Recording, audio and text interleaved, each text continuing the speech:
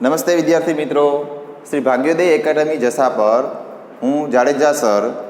આજે આપણે ધોરણ 12નો પાઠ ખીજડી ટેકરે કે જે પાઠ છે એ પાઠના બે વિડિયા આપણે અગાઉ જોયા.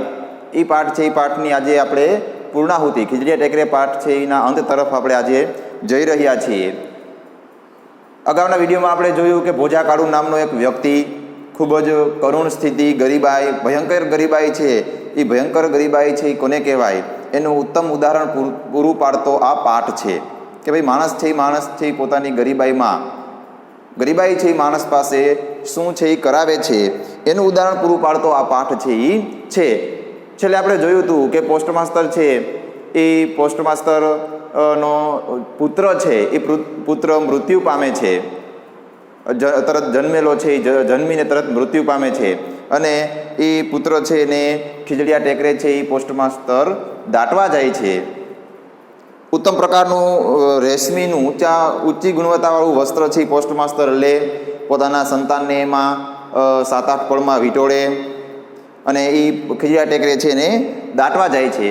ત્યારે ભોજો છે એ ભોજો આ જોઈ જાય છે અને પછી ભોજાને વિચાર આવે છે કે હું તો આ કાપડ માટે ફાફા મારું છું, પણ કાપડ છે એ કાપડ તો આ ખીજડીયા ટેકરાના પેટાળમાં ઢગલા મોઢે દટાયેલું છે. અને પછી પોતાનું જે જીવનસૂત્ર છે, એક ગાને બે કટકા, એને અમલમાં મૂકે છે અને તરત જ ભોજો છે એ ઘોર ખોદવા, જે મૃત બાળક છે, મૃત બાળકને દાટ્યું છે એ બાળક છે એની ઘોર ખોદવા માટે છે ટેકરા ઉપર જાય છે અને ખૂબ જ કાળજીપૂર્વક છે એ કાળજીપૂર્વક ભોજો છે એ આ મૃત બાળકની કબર છે એ કબરને ખોદે છે અને એને ખોદ્યા પછી એમાંથી જેવડું મૃત બાળક છે, જે ઉત્તમ પ્રકારના કાપડમાં વીંટાળેલું છે, એને ભોજો છે એ બહાર લે છે. જેવો ભોજો એને બહાર લે છે ત્યારે આપણે આ કાલે જોયું હતું કે તરત જ એ બાળક છે, સાવ એક તાજું જન્મેલું બાળક, લોચા જેવું, એ બાળક છે એ સરવડે છે અને ભોજો છે એ ભોજો આશ્ચર્યચકિત થઈ જાય છે કે આ શું. તરત જ ભોજાને વિચાર આવે છે કે હવે કરવું શું, આ બાળકને જ્યાંથી કાઢ્યું ત્યાં પાછું દાટી દઉં. જો એવું કરે તો આ જે ઘોરખોદ પ્રવૃત્તિનો એનો ઉદ્દેશ હતો, હેતુ હતો, એ હેતુ છે એ શું થાય, માર્યો જાય, નિષ્ફળ જાય. અને જાજો સમય હતો નહીં, જલ્દી વિચાર કરવાનો હતો કે ભાઈ હવે કરવું શું. અને આવું વિચાર કરે છે ત્યાં જ ભોજાને ગામ તરફથી કોઈકનો ખોખારાનો અવાજ સંભળાય છે અને પછી તરત જ ભોજો છે એક પણ પ્રકારના વિચાર કર્યા વગર છે એ તરત જ નીચે ઉતરી જાય છે અને તરત જ પોતાના કૂબા ભેગો છે એ કૂબા ભેગો થઈ જાય છે. ઓરડો ઓઢનાર આઈની જેમ કૂબો ઓઢીને જ પડી રહેતી જીવલી આજે મળનાર ખાપણિયા કપડાની આશામાં જાગતી જ બેઠી હતી. જો ઓરડો ઓઢીને રહેનાર એક પણ પ્રકારનું વસ્ત્ર છે એ ભોજાની પત્ની પાસે, જીવલી પાસે પણ હતું નહીં. માત્ર ઓરડો ઓઢીને, ઓરડાની અંદર રહે એ ઓરડો એને ઓઢેલો હતો, બાકી એના શરીર ઉપર વસ્ત્ર છે એ હતું નહીં.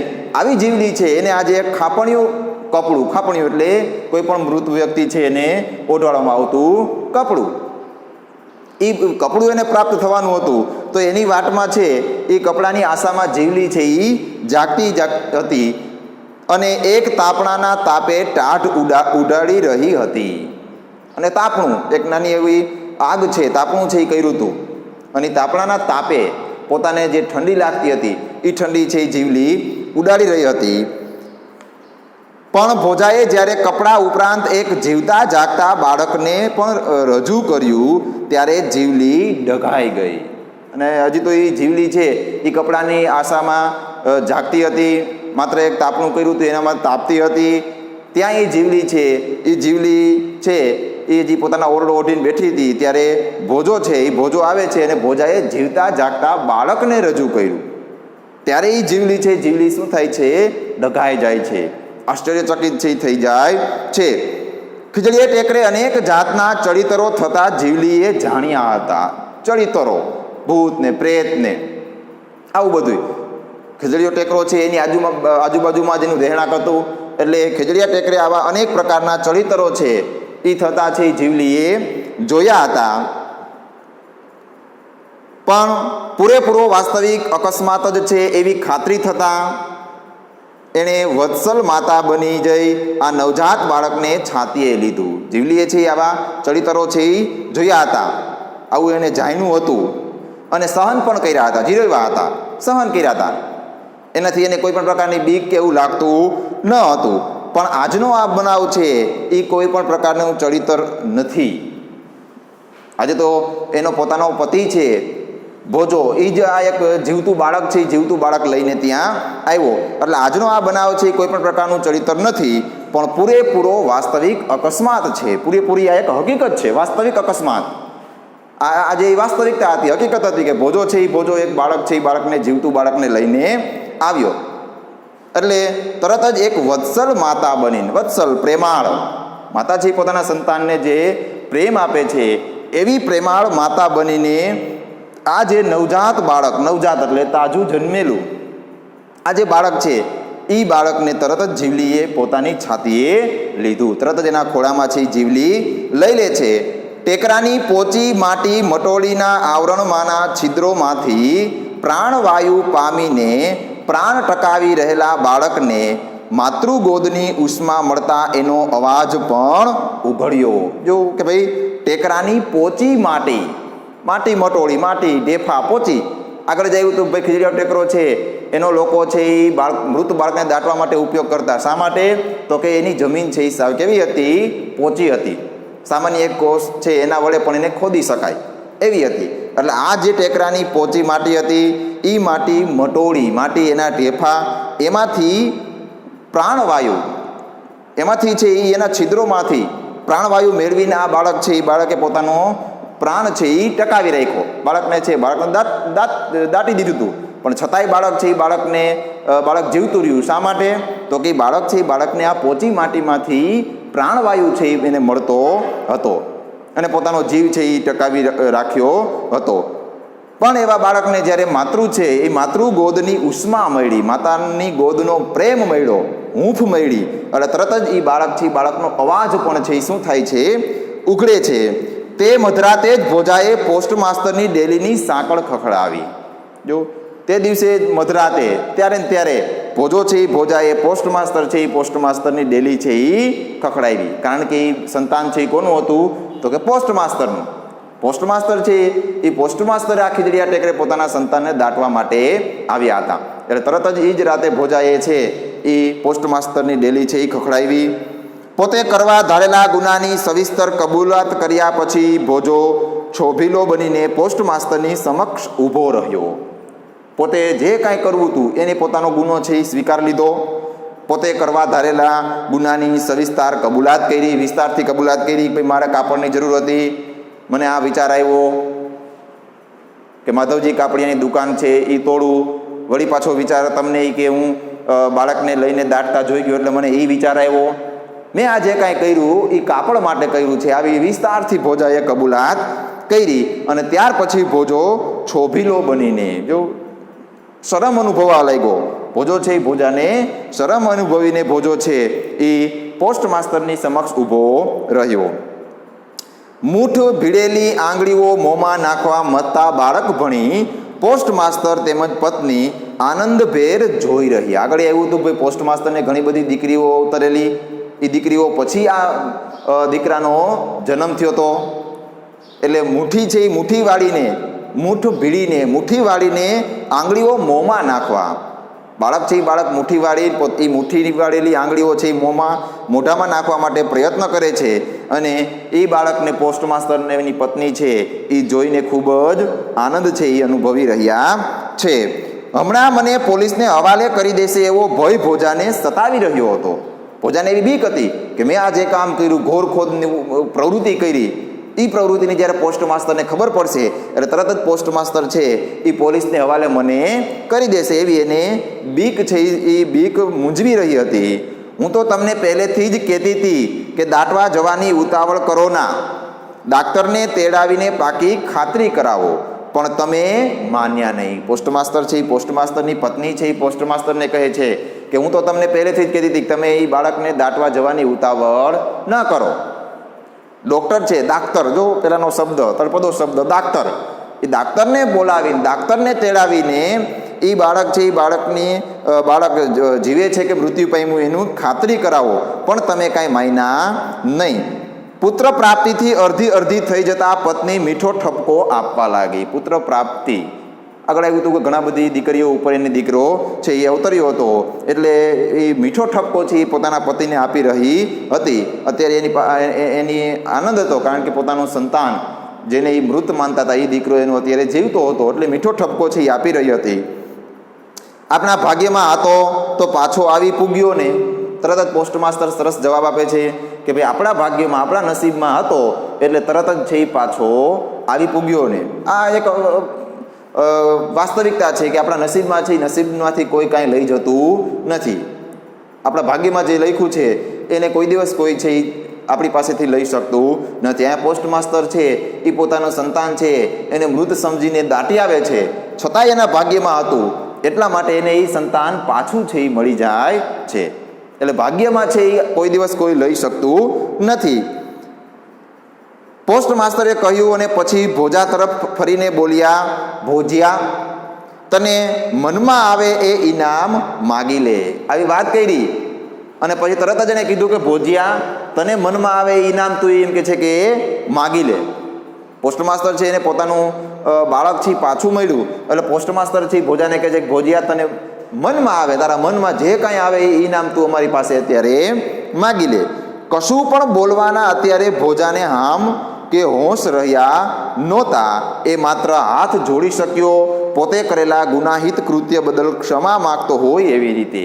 ભોજો છે એ ભોજાને અત્યારે એક પણ વસ્તુ કાંઈ બોલવાની શું કહેવાય હોશ કે હામ, હોશ, હિંમત, એનામાં અત્યારે કોઈ પણ વસ્તુ માગવાની હિંમત છે એ હિંમત હતી નહીં. માત્ર એને એ પોસ્ટ માસ્ટર સમક્ષ હાથ જોડીને ઊભો રહ્યો અને પોતે જે આ એક ગુનો કર્યો એ ગુનો છે એ ગુનાની માફી માગતો હોય એવી રીતના હાથ જોડીને છે એ ઊભો રહે છે. અમારે તો આ ઉતરતી અવસ્થાએ દીકરાના નામની દશય દેવાઈ ગઈ હતી. જો કે ભાઈ અમારે તો ઉતરતી અવસ્થા, હવે અમારા જીવન છે જીવનની અવસ્થા પણ ઉતરતી અવસ્થા છે અને આ ઉતરતી અવસ્થાએ દીકરાના નામની દશા દેવાઈ ગઈ હતી કે ભાઈ હવે અમારે આ આટલી બધી પુત્રીઓ ઉપર એક આ દીકરો પ્રાપ્ત થયો અને એ પણ દીકરો કેવો હતો, મૃત્યુ પામેલો, એટલે અમારે હવે આ ઉતરતી અવસ્થાએ દીકરાની નામની દશા છે એ દેવાઈ ગઈ હતી. પોસ્ટ માસ્ટરના પત્ની બોલતા હતા, છતે છોકરે વાંજ્યા જેવું થઈ પડ્યું હતું. છતે છોકરો જન્મો પણ એને અમે દાટી આવ્યા એટલે છતે છોકરે અમારે તો અત્યારે વાંજ્યા જેવું થઈ પડ્યું હતું. તે અમારું નામ લેણું રાખ્યું, તારો તો જેટલો ગણ માનીએ એટલો ઓછો છે મારા વીર. પોસ્ટ માસ્ટરની પત્ની કહે છે કે તે તો અમારું નામ લેણું રાખ્યું, તે અમારો વંશ છે એ વંશને આગળ વધારવાનું કામ કર્યું. અમે જેને મૃત્યુ પામી ગયેલો માનતા હતા એને તે પાછો અમારી પાસે પહોંચાડ્યો. તારો તો જેટલો ગણો માનીએ એટલો ઓછો છે, તારો અમે જેટલું આભાર માનીએ એટલો ઓછો છે. અમારી ચામડીના પગરખા સીવડાવીએ તોય તારા ગણનું સાટું પડે એમ નથી. તે તો અમારા જીવનમાં એક એટલું મોટું કામ કર્યું છે કે અમારી ચામડીના તારા માટે પગરખા બનાવી દઈ તોય તારા ગણનું સાટું અમે વાળી શકીએ નહીં. જટ ઇનામ માગી લે ભોજા, પોસ્ટ માસ્ટરે ફરી કહ્યું. અને પોસ્ટ માસ્ટરે કીધું કે ભાઈ ભોજા, તું જટ ઇનામ માગી લે, તારા મનમાં જે કંઈ આવે એ ઇનામ તું માગી લે. મોટા સાહેબ ઇનામ લેવા સારું ટેકરે નહોતો ચડ્યો, પણ બાયડીની આબરૂ ઢાંકવા લુગડાનો લીરોય નથી જડતો.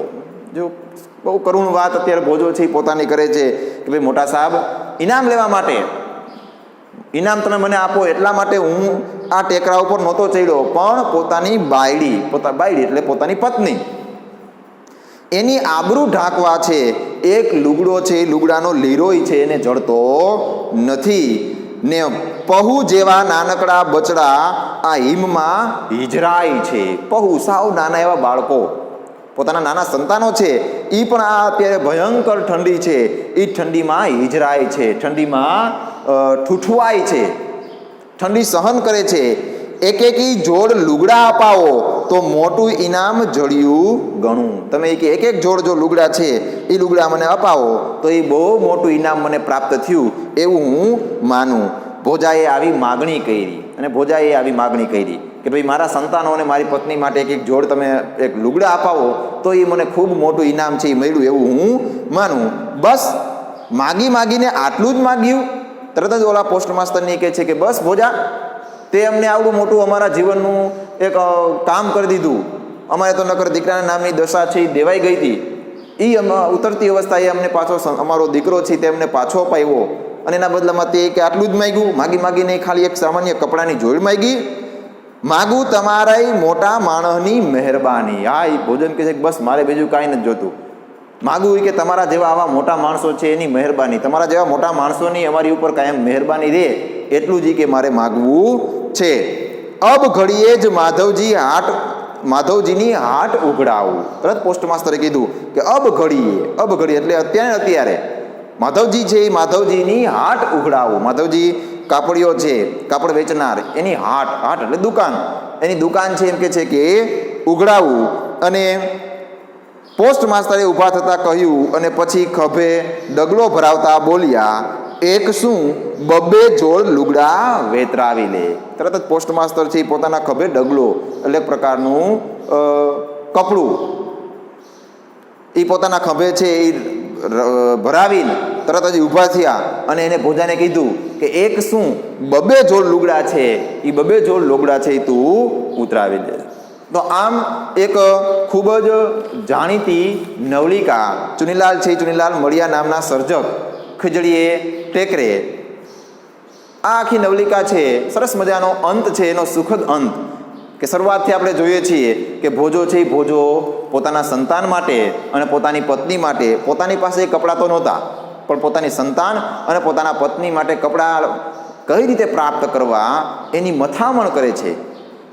થોડી વારે એના મનની સ્થિતિ બદલાય છે, વિચાર કરે છે કે ચોરી કરું, વળી તરત વિચાર આવે છે કે ચોરી કરીશ તો ગામના જે શકમંદ લોકો છે એમાં એનું નામ હતું, તરત જ પસાયતાઓ આવશે, ભોજા પાસે ગુનો કબૂલ કરાવશે, ભોજા ઉપર લાકડીઓની તડાપીટ બોલાવશે. મનની સ્થિતિ થોડી વારે ભોજાના મનની સ્થિતિ છે એ બદલે છે, અને એમાં ભોજાને આવી ચોરી ન કરવી પડે અને ભોજાને કાપડ પ્રાપ્ત થાય એવા સંજોગો છે એ તરત ઊભા થાય છે. પોસ્ટ માસ્તરને ત્યાં પુત્ર અવતરે, અને એ પુત્ર છે પુત્ર છે એ મૃત્યુ પામે છે. એને દાટવા માટે ખીજડીએ ટેકરે જાય, ઊંચી ગુણવત્તાવાળું મોંઘું મૂલું કાપડ છે એમાં એ સંતાનને વીંટે, અને આ વસ્તુ છે એ ભોજો જોઈ જાય. તરત જ ભોજો છે એ કબરમાંથી સંતાનને કાઢીને એના ઉપર રહેલું કાપડ છે એ કાપડ ચોરીને પાછું એ સંતાનને એમાં દાટી દેવા માટેનો પ્રયત્ન કરે છે. અને ત્યાંથી આગળ એ ભોજો છે એ કબર ખોદે અને પછી બાળકને કાઢે ત્યારે એ બાળક છે એ જીવતું હોય છે. જો આખી એક મનની સ્થિતિ ભોજાની, એ થોડી વારે ભોજાની સ્થિતિ છે એ બદલાય છે. અને આમ અંતે છે એ પોસ્ટ માસ્તરને એનું સંતાન છે એ પાછું આપે છે. એના બદલામાં પોસ્ટ માસ્તર છે એની પાસે એક જોડી કપડાની માગણી કરે છે, અને પોસ્ટ માસ્ટર છે એને એકની જગ્યાએ 2 જોડી કાપડ આપવાની વાત કરે છે. અને આમ સરસ મજાનો વાર્તા છે એ વાર્તાનો સુખદ અંત છે એ આવે છે કે જે શરૂઆતથી ભોજો છે કાપડ મેળવવા માટેના પ્રયત્ન કરતો હતો, એ ભોજાને અંતે છે વાર્તાને અંતે, આમ તો આખી વાર્તા છે એ ખૂબ કરુણતામાં ધીમે ધીમે આગળ વધે છે.